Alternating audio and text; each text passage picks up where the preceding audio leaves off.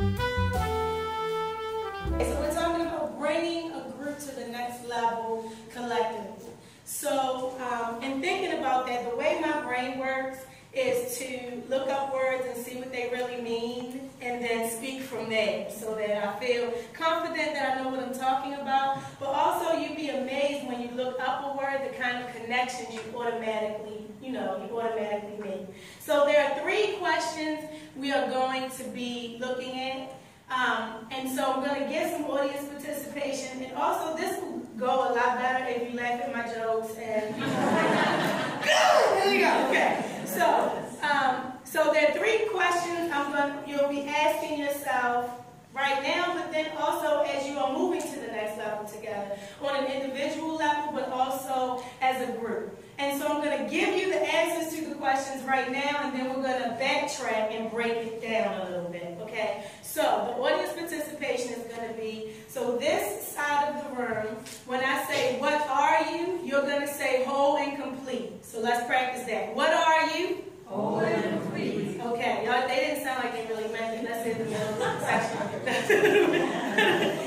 You don't understand it yet. In a minute, I'm going to explain to you how whole and complete you are, and you're going to be going out here screaming it. So it's okay. All right. The middle group, I'm going to be saying, what are you doing? And then your response is going to be giving rise to greatness. Okay? What are you doing? Giving rise to greatness. They mean it. Very good. And then this side of the verb, I'm going to ask how, and you're going to say like a boss. Okay? You got that? So how? Like a boss. All right. So let me see what's happening now, right? Okay. So we're going to put it all together. Okay. So what are you? Whole and complete. What are you doing? Giving rise to greatness. How? Like a boss. Like a boss. I like the way she did it. All right. Okay, good. Okay. So let's start with that first question, right? What are you? So we're talking about bringing the group to the next level. So let's talk about what the word group means. So group literally means a number of people that are located close together or are considered located close together or are considered as part of one another. So, to me, when I saw located close together, have you ever, by show of hands, been located close, nearly, near someone, but did not want to be associated with them? Right? And so that made me go, people are probably sometimes in some groups that they're like, no, I'm not, right? And so that is natural. The truth of the matter is sometimes we happen to be classed together, and grouped together. That does not always mean that as individuals we're going to get along, that we're going to like everything that the other person has to say. There's absolutely going to be moments that we love being a part of the group, and we grow from the group, and we absorb everything that the group has to offer, and absolutely paying attention to the wisdom of the group. Me individually not always having the answers, but, really learning from the wisdom of other people's experience. And then also there are just going to be those times because we have different backgrounds, we come from different places in life.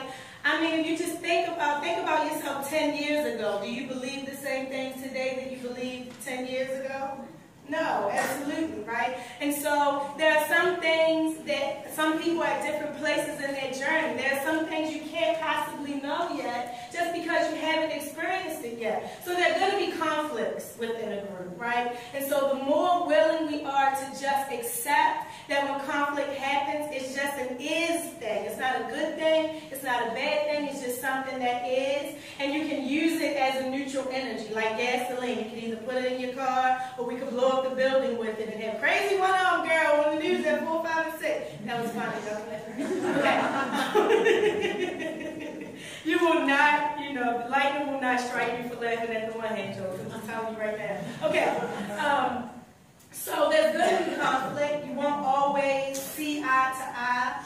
And if you use that as an opportunity for growth and learning, what is this here to teach me? Even my own reaction to it, my own attitude. If I behaved in a way that I wish I could take back, What can I learn from that? Why was I acting that way? What is it that I want? Is there something I want to do differently?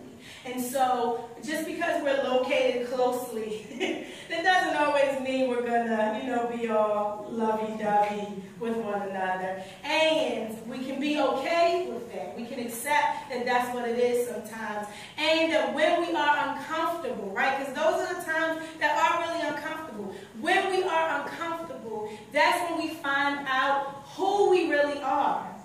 That's when we find out what we really believe about ourselves and about the work we're doing and what we're willing to give, the places that we're willing to grow.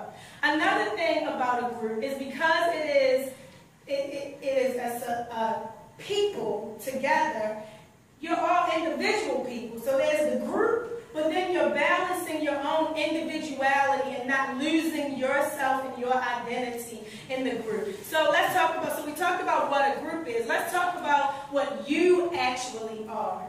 So this thing when I said, what are you? And they said, whole and complete. Whole and complete. I see the front row was ready. Thank you. Right? So when I say that you're whole and complete, that is a truth. Right? And the reason that I'm saying that, I get to say that because, I was born in this body. So being born with one hand, I was forced to find out that I must be more than something that looks broken. I'm living in a society, my mom told me recently as being my mother, she recognized early before I even knew it, that I was going to be someone that people just automatically look at and say, she can't, and then fill in the blank. Right? So being in this particular body, I recognize I walk past mirrors and I'm like, you do look kind of lopsided, And so I can understand that this is not an everyday thing, you see. And we all at times look and feel broken. Whether it is things that have to do with your body image or goals in your life, or the kind of parent you are, or, trying not to kill one of your children, or, whatever it is, there are times that we just feel broken, or we may look broken to other people. And so it forces us to really go within and find what I call me. So me is an acronym for my essence, my energy. Right? So there is scientifically no place where my energy stops and yours begins. Right? So this is an eternal thing. It's an abundant thing. Everything that you are searching for is already within your essence, within your energy. You may not have manifested it yet. You may be living within cultures that don't listen to it, that oppress it, that make you question it, that make you doubt everything that you are. The good thing about your essence, the good thing about me, is that it doesn't stop being just because you haven't awakened to it yet. It still is there. It's always there for you to draw from. And that's a personal thing that I've had to learn as a blessing. Living in this body, I went from thinking that I was other people's perceptions, thinking that, well, maybe I'm not as good, maybe I'm not as everything as everybody else is, to recognizing that when I changed my mind about who I was, I attracted different responses to who I was as well. And so knowing that as an individual, everything that you are searching for is already in you, and the only thing you have to be constantly asking yourself is, what is the highest vision of me?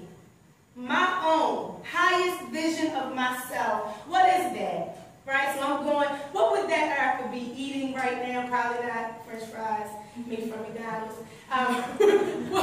What would she be thinking right now? What would she be doing right now? Right? And I may not all the time feel like being exactly where she is, but to know that she exists is always something that I can be grateful for. It just changes my mood, And so you want to be always focusing on, while I am a part of this group, I am also an individual. Everything that I'm looking for, I already have. And everything that I think should be changing outside of me, your surroundings are always a nice reflection of some of the thoughts you actually have. You notice you keep meeting some of the same people with different names, no matter what job you go to. You're like, how did she show up here with a different name and face? The same, right? The same person who got on my nerves at that last job, she done went and got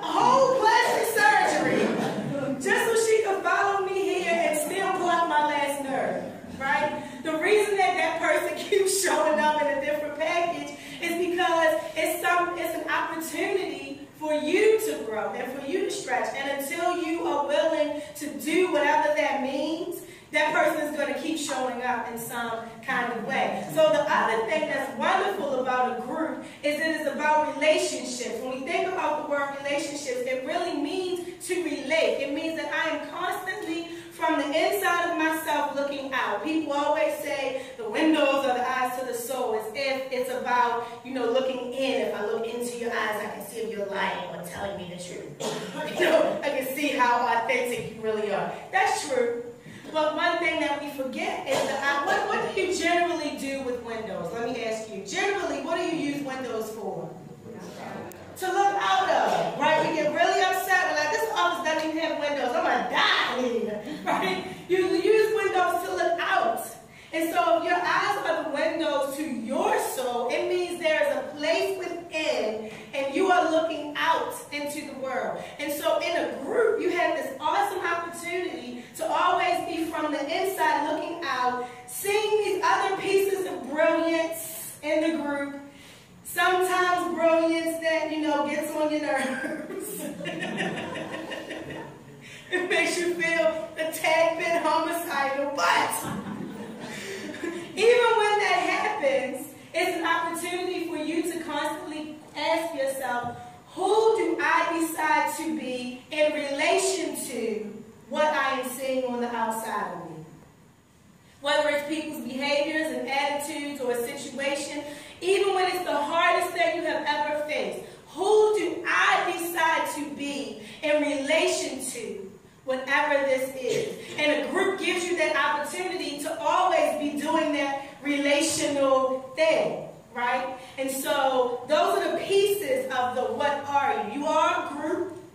You are an individual that has everything, and then you are an individual who's always able to connect and relate to all of these other people in the group. So, the second piece is, what am I doing? Okay, so first let me let you be amazed at the nubs. See how it bells? Is it gonna drop it? 42 years ago, this is when you say, oh, she is 42, girl, you look good. How are we?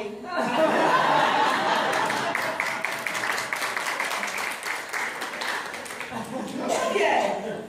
So, what are you doing? So, let the group, this middle, what are you doing? I get rise to greatness. Yes, honey. Give her rise to greatness. Let's give her a smash. Give her a smash. Yes.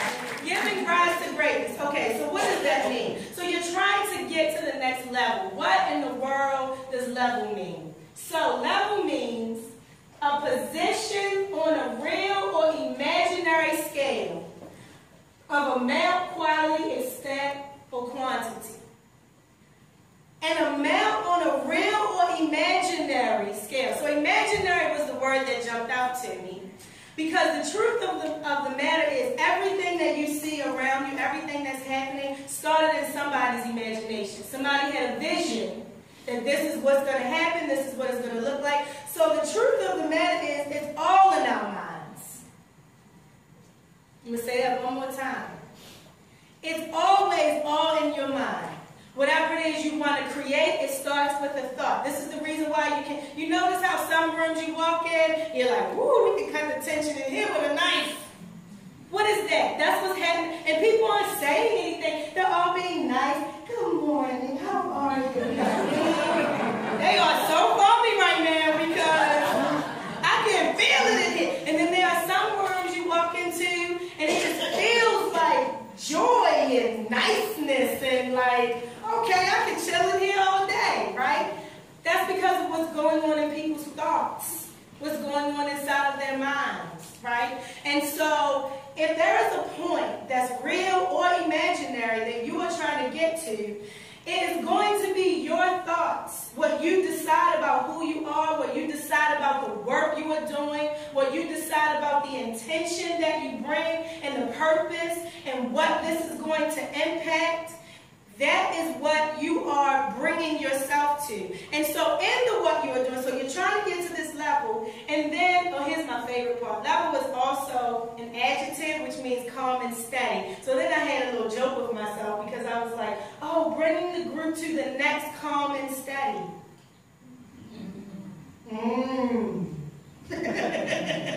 Right? So good luck with that. You can work on that. Okay.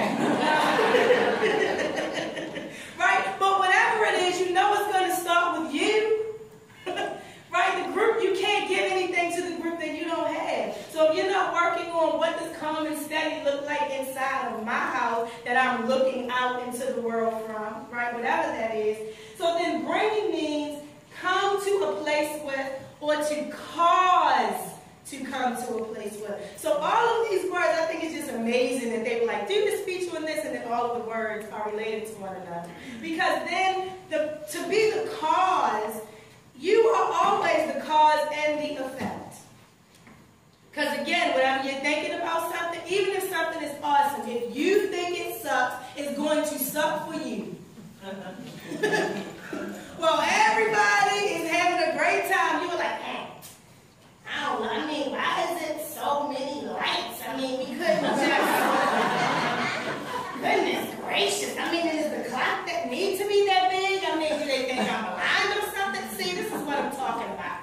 Right? While everybody else is having a great time. So, you cause your own experience, and you are also constantly impacted by other people's thoughts as well. Now you are deciding who do I want to be in relation to, whatever other people is bringing. You see, all of these things are happening all at the same time within a group. So that is the what you are doing. You are causing yourself to come to a level of whatever is the highest vision of yourself and the highest vision of the group. And so this is the what you are doing is you are giving rise to. That's what cause means. To give rise to whatever it is you can imagine. And so that is always going to be, I mean, we often say, and this is why it's really important to pay attention to I. My brain sometimes does this mathematical thing. So you know how 1 times anything equals the anything, right? So 1 times 2 will be 2. I and am are exactly like that, right? So I is like the number 1, and am is like the multiplication. So if you say I am lazy, what do you experience of yourself? Procrastination, working at the last minute trying to get it done, right? And even this causing, right? You know the people who you say, she gets on my nerves. How do you feel every time you see her? A little bit of a headache. Your stomach starts doing that. Oh, this chick. Right? And so, whatever it is you are saying about yourself and that I am, that's what you're going to experience about you. That's what you're giving rise to. And whatever it is you're saying about your experiences and those around you, that's the experience you're also going to have. So we decide individually that what we're bringing to the group, what we're doing is we are giving rise to greatness. Now, we can get to the how. So this is where I say like a boss. Right? Because I'm the conflict resolution lady. And collectively, right? So to say that we're bringing the group to the next level collectively means together at the same time. And we know, like, okay, some of us are a little bit slow. Some of us move a lot quicker. Some of us are somewhere in the middle. We're judging. The slow people are judging the fast people. They think they're better than everybody. The fast people are judging the slow people. Put your pep in your step, right? That's what's constantly happening, right? But collectively means there's a place and time where we're going to get to this point on our imaginary or real scale at the same time. Right? And so collectively also means collaboratively. So let's talk about what in the world does collaboration actually mean and look like. Simply put, collaboration is your willingness to, when situations rise in front of you, for you to say, be honest with whoever is around you and go, here's what's going on for me. So collaboration Collaboration is not about being a doormat. It's not about just giving in and saying, well, whatever the group wants, whatever everybody says. It really is about being honest about what is going on for me. If you do not speak for your own needs, your needs are not going to get met. If you do not speak your own brilliance, it will not be recognized. It will be lost. It's something that never mattered. So it has to matter to you. Whatever your own needs are, whatever your own thoughts are, you have to find a way to speak them. Be transparent about them. Be honest about this is what's going on for me. That's the one piece of collaboration. The other part of collaboration is you have to be just as willing and just as passionate to hear what other people are saying about what's going on for them. And you're like, oh yeah, well I didn't know you was that. I mean, once I'm finished talking, I'm kind of done. You know? I mean, what else really needs to be said, right? I mean, they heard me, right? Okay, good, right? But the point is, everybody wants to be heard. Even if the answer to somebody's question is no, that's not what our policies allow. If they feel heard and understood first, they receive the no differently. The relationship you're building with them is different. So collaboration means that just as much as I'm going to be transparent and honest and vulnerable, whatever, to speak my own needs, I'm going to be just as open to really listening and working on understanding what's going on for other people as well. Because if I actually speak my truth and I'm actually listening and understanding other people's truths, then now we can really have all the information to work together to say, what will the plans and strategies look like to get these needs met and these needs met? Where are the places that we may not be today, but we could be 5 years from now if we figured out some steps to take? Right? What is doable for us, given the needs that everybody has? Now, are you always going to go, all of the needs got met perfectly 100%? No. Not always. But if you have a process where people felt heard in it and things didn't really go all the way they wanted to go, at least they understand because they were included, they were heard, and they know that you cared about what was important to them. And if we're not willing to do that within a group, we're not going to get there at the same time if we're not each individually in the culture of the way we do groupness. Each individually willing to be honest about what's going on for me and listening to what's going on for the other person and realizing that collaboration is not a quick fix. This is not like, okay, let's make a deal. What are you willing to give up? Here's what I'm willing to give up. No. Collaboration is about taking the time to hear and listen and rethink. Sometimes, I don't know about you, but especially when it's something I'm passionate about or a little bit angry or perturbed by, it takes me a minute to figure out how to articulate what it is that's important to me in a way you can hear. Because the first things that came to my mind were sarcasm, right, and whatever, just so that I can get my point across. And so it might take a minute, so the time that it takes in collaboration. And that's why I'm saying you are doing that like a boss. And collaboration is not something that everybody is willing to do. Being uncomfortable in spaces, listening to what's really going on for somebody else, being open to different ways of thinking, and maybe shifting a little bit to go, well, wow, that's a really good point that this person is making. How does that fit into what's going on for me, right? That you are a boss if you can pull that off. That is serious business. We are not a nation of collaborators. There is no place you've really been consistently taught. You have been taught survival of the fittest. You have been taught violence is power. You have been taught might is right. You have not been taught about the glory of the most understanding. Like a boss, I'm trying to tell you. Right? That is going to grow you as an individual to the next level. And then imagine what it is you're bringing to a group. You know those people that the minute they walk in, you're like, oh, yeah, it's going to make me feel so much better now. And then some people walk in and they're just a damn brag. Right? Don't be the damn brag. Just, you want to be like a boss. Right? You want to be doing the work. So this is about as an individual, you are willing to be doing the growing, the listening, the working together, the relating, the constantly deciding who do I want to be in relation to. And sometimes it means that who I was in relation to you yesterday, I realized I changed my mind a little bit. I want to be something different today. Sometimes it means I had to come back and apologize for who I was in relation to you yesterday. Because yesterday I blamed you. She made me so mad that. And today I can wake up fresh and new every moment and say, she didn't make me anything. I decided that who I was in relation to her was somebody who was going to cuss her out. That was my choice. I went home. It felt good in the moment. Yes.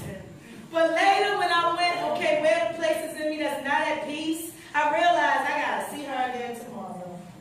And the next day, the next day. Right? And so I might wake up today going, I decide to be something different in relation to you today. Right? And so it is okay. So allow each other to be in that process. You know, allow each other to be human and flowing and always learning and growing. Oh, I rhymed by mistake that time. Flowing and always growing. Yes, we got that on tape. Good.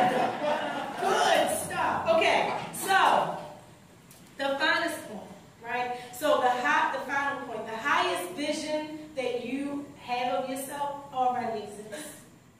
It's already yours.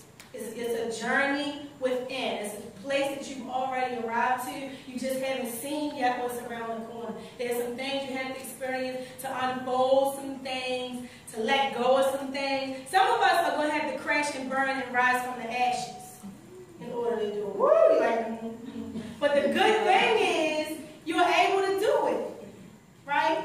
And so whatever the highest vision of you is, it's already yours. So as an individual, you want to just be constantly trusting that your best is enough. My best today might be sweatshirt and sweatpants and Uggs. Right? And tomorrow, my best might look like something else. And so let me say this as well. Pay attention to the places where you judge where other people are on their journey. I'm going to give you a small example. I hear people say things a lot, two things that really hurt my soul.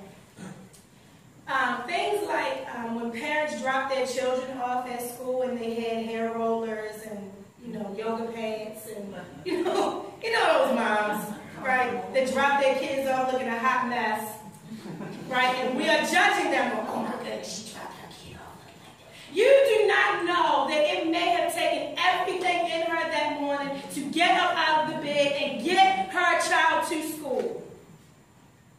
We also like to say, we shame women a lot in this society, but that's another talk. A whole nother speech. But there's this thing we do where we'll say about women, just because they make it in your size don't mean you should wear it. Right? Because we're saying they're too big for it. You don't know if she was 400 pounds last year and she's 200 this year and she is like, I'm wearing it. Forget what y'all think about it. I am wearing it and I look good in it and I feel good in it and I am not your perception of me. I am wearing it like a boss. Right? And so that's what we have to really be careful where we are constantly judging things that have absolutely nothing to do with us. What somebody is wearing, how they look. So let's just be aware and conscious of what is it that's going inside of me that I feel a need to feel bigger than someone right now. Because all of that stuff really comes from feelings of your own littleness. That'll make you stop and think the next time you want to do it. These judgments are because you feel little. And so you feel a little bit better if somebody looks a little bit littler than you. You just put yourself up a little bit. That doesn't really work too well in a group. A group is not going to get to that next level of the highest vision of everything it could be doing in this world when individuals in the group are not checking their own places of littleness. Right? Okay. So always we are asking. So now we're going to do it like we really, right now we understand it. Each group is going to, right, you go, when? No. Yes. Okay. All right, so you're always asking yourself, what am I? Holy and complete. What am I doing? Giving rise to greatness. We got no. No. Okay, so we're going to do it in separate pieces in a minute, just so everybody can, but after that, we're going to all say each part together, because all of us have it, right? Okay. So, middle group, I'm going to let you get your light together real quick. Okay? All right, so we'll start over. What am I? Holy and complete. What am I doing? Giving rise to greatness. How? Like a boss. Very good. We ready to do it all together? Okay. All right.